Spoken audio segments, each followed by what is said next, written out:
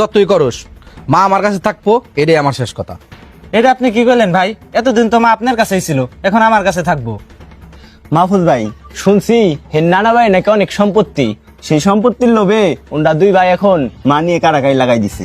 হবা এরকম তো অনেক দেখছি, মাই বাপের কয়েকদিন খেদমত কইরে কোন রকম সম্পত্তি ডালেই হে মাই বাপের গাড় দইরা বের করে দেয়। এতদিন আমার হাতে আসলো, এখন আমার হাতেই থাকবো, এটাই আমার শেষ কথা। এই তোমরা থামো, তোমরা নিজেদের মধ্যে ঝগড়া করলে আমাদের কিসের জন্য ডাকছাও? আচ্ছা আপনারা ঝগড়া বাদ দেন, আপনাকে কি সমস্যা খুলে বলেন। শুনেন মাদ্দার সাহেব, মায়ের দিন আমার লগে আসলো, এখন আমার লগেই থাকবো, খালি খালি ও এসে ঝামেলা করতেছে। আর এই সামান্য বিষয় নিয়ে ঝগড়া করে আমি কত জায়গায় বিচার করছি, সব জায়গায় দেখছি কেউ মাই বাপের সাথে রাখতে পারছে না, আর আপনি সাথে রাখতে চাইতেছেন। মাদ্দার সাহেব, আপনি ঠিকই কইছেন, কেউ মাই বাবার কাছে রাখতেছে না, কিন্তু আমি রাখুম, আপনি ওর এটা বুঝাই দেন। মাদ্দার সাহেব আপনি বুঝেন না, ওরা নানার বাড়ির সম্পত্তির জন্য মায়ের নিয়ে কারাকারি করতেছে।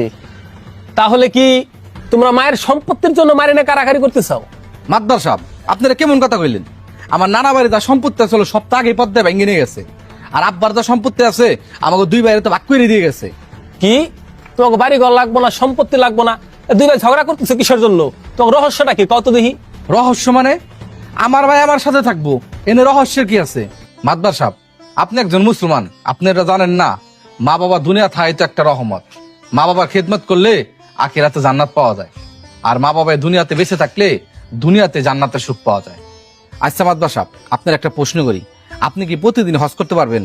প্রতিদিন হজ করা, আল্লাহর রহমতে তো আমার টাকা পয়সা কম নাই, কিন্তু প্রতিদিন হজ করা তো সম্ভব না। অথচ বাবা মার দিকে একবার তাকালে একটা হজের সব পাওয়া যায়, আর দিনে 100 বার তাকালে 100টা হজের সব পাওয়া যায়।